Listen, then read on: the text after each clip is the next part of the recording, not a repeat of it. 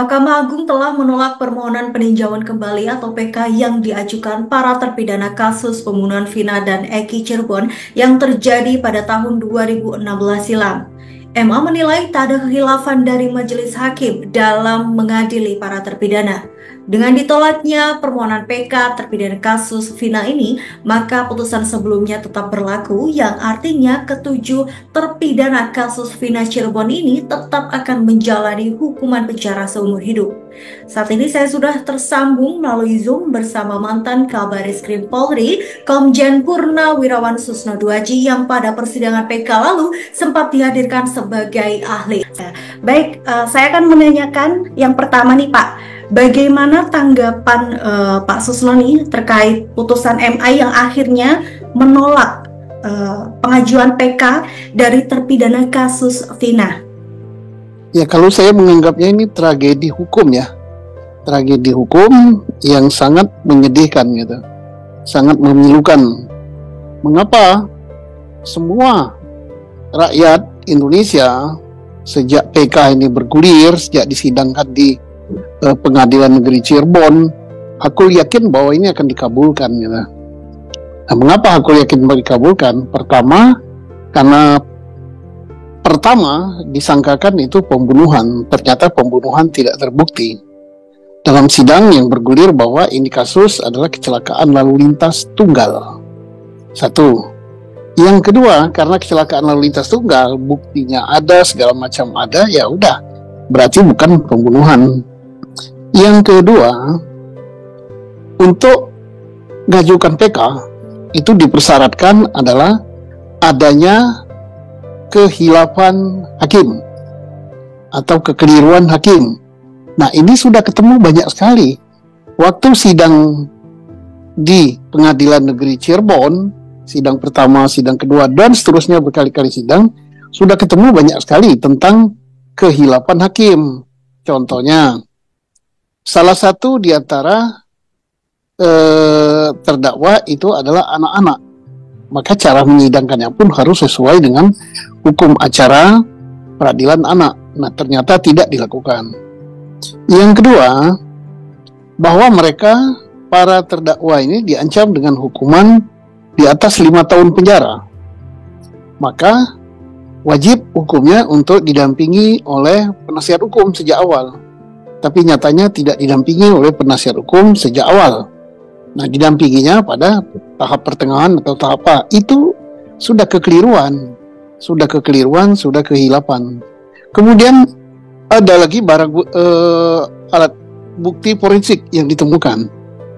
Alat bukti forensik ditemukan, tetapi tidak digunakan di dalam pembuktian. Nah, yaitu alat bukti chat ya, chat antara di HP Vina dengan HP siapa temannya itu, bahwa dia jam 10 lewat sekian masih hidup. Nah, ini masih banyak lagi yang menyatakan bahwa kekeliruan atau kekhilafan hakim itu. Nah, berikut lagi, Hakim Mahkamah Agung mengatakan yang kedua, tidak ada novum. Nah, ini yang sangat parah gitu kan. Karena apa? Novum itu artinya alat bukti baru yang belum pernah digunakan untuk sidang sebelumnya. Nah, ini banyak sekali. Apa itu? Keterangan saksi.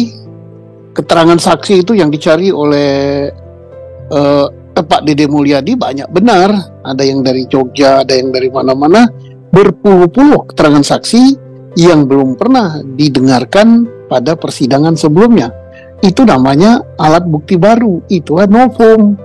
Ditambah lagi keterangan ahli tentang analisis mengenai chat ya, mengenai chat di HP Vina dengan HP siapa, Widi apa siapa itu.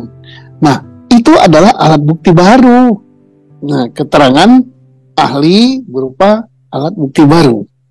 Ada banyak sekali alat bukti baru yang dikumpulkan oleh penasihat hukum dalam perkara ini, sehingga penasihat hukum dan masyarakat Indonesia yakin bahwa kalau ini cepat diadili maka ya benang, nggak ada alasan untuk menolaknya. Yeah. Tapi aneh, dalam putusan kemarin ditolak. Alasan menolak satu katanya, tidak ada kehilapan hakim. Tapi tidak dijelaskan. Loh, yang dikumpulkan kehilapan hakim yang banyak itu mestinya dijelaskan. Kan dari penasihat hukum sudah mengumpulkan kehilapan-kehilapan hakim itu 1, 2, 3, 4, 5. Mestinya hakim membahas 1, 2, 3, 4, 5 itu bukan kehilapan, tapi kebenaran misalnya kan. Ini enggak. Langsung saya dikatakan tidak ada kehilapan hakim.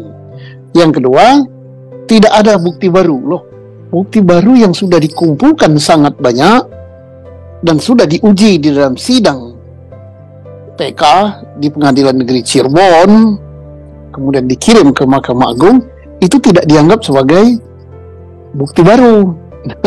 Jadi kelihatannya lucu gitu. Nah, saya menelusuri, wah lucu. Nah, oh pantas lucu. Mungkin beliaunya sudah linglung gitu, karena tanggal 1 Januari nanti beliau itu pensiun gitu. Nah, pensiun ya mungkin karena menjelang pensiun ya ingin cepat-cepat ya, tinggal asal aja mutusnya. Nah, itulah tanggapan saya bahwa silakan PH mengajukan lagi PK, karena PK itu tidak terbatas ya, boleh 2 kali, boleh 3 kali. Mudah-mudahan PK berikut mendapat hakim yang baik gitu. Yang linglung ya. Oke, tadi kita sudah membahas soal MA yang menyatakan ternyata tidak ada kekhilafan hakim. Kemudian juga ada salah satu alasan lagi yang tadi sudah disebutkan oleh Pak Susno, yakni alat bukti yang sudah diajukan ini ternyata MA memutuskan itu bukanlah alat bukti baru sebagaimana novum yang sebagaimana ditentukan pada pasal 263 ayat 2A KUHP ya Pak ya. Tapi kalau menurut Pak Susno ini sebenarnya novum ini sudah sangat kuat ya Pak ya? Ya, sudah sangat kuat, sudah terang benderang ya. Kalau saya katakan itu siang hari pakai lampu petromak gitu. Nggak usah hakim yang hebat, hakim yang baru belajar aja tahu bahwa itu alat bukti baru. Tadi kan sudah disebutkan bisa mengajukan PK selanjutnya. Nah, kira-kira apakah ada upaya hukum lain yang kemudian bisa membantu para terpidana ini terbebas dari hukumannya, Pak? Ada, yaitu berupa garasi, abolisi, dan sebagainya. Tapi terpidana tidak mau. Karena kalau berupa garasi dari presiden, syaratnya dia harus mengakui kesalahannya. Minta ampun, langsung presiden memberi ampunan, baru dibebaskan. Dia tidak mau. Merekanya tidak mau. Katanya lebih bagus kami mati busuk di dalam penjara daripada mengakui kesalahan terhadap sesuatu perbuatan yang tidak pernah mereka lakukan. Berarti masih ada peluang lain yang sebenarnya bisa diajukan selain PK ya Pak. Tapi kalau untuk kalau misalkan dari terpidana kasus Vina ini akhirnya mengajukan gerasi atau abolisi yang tadi sudah disebutkan, apakah peluang keberhasilannya ini tinggi atau bagaimana Pak? Ya tergantung presiden. Tapi mereka jelas tidak mau gitu. Sudah ditanya oleh PH-nya, mereka tidak akan mau gitu. Oke, baik Pak. Karena dia yakin bahwa mereka tidak bersalah gitu. Oke, baik. Cukup ramai ya Pak keputusan MA ini yang menolak PK dari terpidana kasus Vina ini. Tapi sebenarnya apa ya yang menjadi keyakinan dan yang dipercayai oleh kuasa hukum yang mengatakan bahwa oke, ini kasus Vina adalah memang murni kecelakaan tunggal gitu, bukan sebuah tragedi pembunuhan gitu Pak? Ya, saksi sudah mengatakan, saksi mata melihat ada alat bukti berupa daging yang di skrup ya, di skrup tiang listrik, kemudian pembicaraan di dalam HP ya, chartnya ya, WA atau SMS gitu ada, banyak sekali gitu alat buktinya. Kemudian saksi-saksi yang melihat bahwa itu terjadi kecelakaan, saksi mata ada. Tapi kalau pembunuhan sama sekali tidak ada, nggak ada saksi, nggak ada bukti, nggak ada apa-apa. Baik. Setelah putusan MA ini, apakah Pak Susno sempat ngobrol atau bertemu dengan terpidana atau mungkin dari kuasa hukum terpidana mungkin Pak? Saya tidak sempat karena terpidana kan di dalam penjara ya. Iya. Tapi saya bisa WA dengan kuasa hukum ya. Kita WA bertukar pikiran gitu. Boleh apa yang kira-kira dibahas nih dengan kuasa hukum? Ya, kita membahas bahwa saya pertama sangat menghormati pendirian daripada terpidana bahwa dia tidak mau minta garasi, dia mengatakan dia tidak bersalah gitu. Saya sangat menghormati. Yang kedua, mereka tetap akan mengajukan cari waktu yang tepat, yaitu untuk mengajukan PK lagi. Itu bagus. Nah, kemudian saya sangat menghargai daripada penasihat hukum ya, karena untuk mengajukan PK lagi itu biayanya tidak sedikit loh, ratusan juta ya, mengumpulkan orang, sidang, perjalanan Jakarta ke Cirebon, kemudian bolak-balik dan semuanya, itu semua ditanggung oleh para penasihat hukum, entah iuran atau bagaimana mereka. Nah, ini kita hargai sekali, bukan keluarganya, bukan adiknya, bukan saudara, bukan siapa-siapa, tapi mereka demikian hebatnya memperjuangkan demi keadilan dan kebenaran. Tapi sayang dikandaskan oleh hakim gitu kan. Ini baik, kalau misalkan untuk mengajukan PK kembali ya, berarti untuk yang kedua kali ya Pak. Apakah novum yang saat ini diajukan yang sudah ditolak ini bisa diajukan kembali? Atau mungkin harus ada novum baru di dalam PK part 2 berarti ya Pak ya? novumnya banyak sebenarnya Mbak. Kan saksi-saksi itu masih dibatasi, masih banyak sekali novumnya. Tinggal permasalahan sekarang hakimnya gitu. Dan hakim kan tidak pernah menyorot bahwa novum itu yang alat bukti yang ini bukan, alat bukti yang ini bukan, ini bukan. Pokoknya dia hanya vonis saja. Tidak ada novum dan tidak ada kehilapan gitu. Hanya gitu aja. Enak benar gitu. Tidak merinci ya soal kehilapan itu apa-apa itu tidak ada rincian ya Pak. Ya. Tapi kalau dari pandangan Pak Susno ini bagaimana ya reaksi publik terhadap penolakan PK kasus Vina ini, Pak?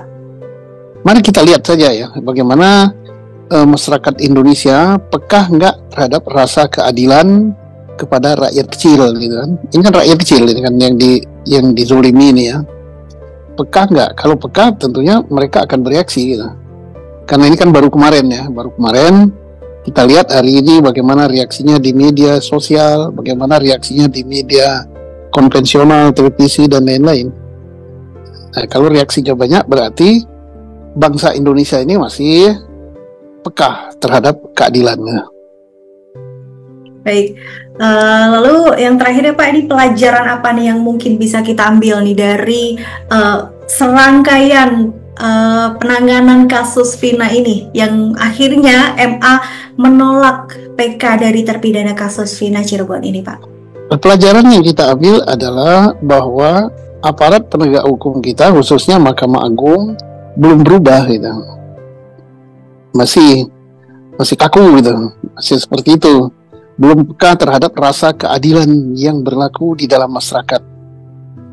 Dia hanya menolak dengan mengatakan tidak ada novum, tidak ada kehilapan. Tapi dia tidak pernah mempelajari berkas itu, bahwa ini novum, ini kehilapan, dan sebagainya. Ya, jadi masih Mahkamah Agungnya masih sewenang-wenang gitu. Tadi sudah disebutkan juga mungkin kemungkinan akan ngajuan PK kembali, ataukah nanti bagaimana ke depannya kita akan kawal terus kasus ini ya Pak ya. Terima kasih Pak atas waktunya, terima kasih atas obrolan hari ini. Saya pamit undur diri. Sampai jumpa. Terima kasih Mbak.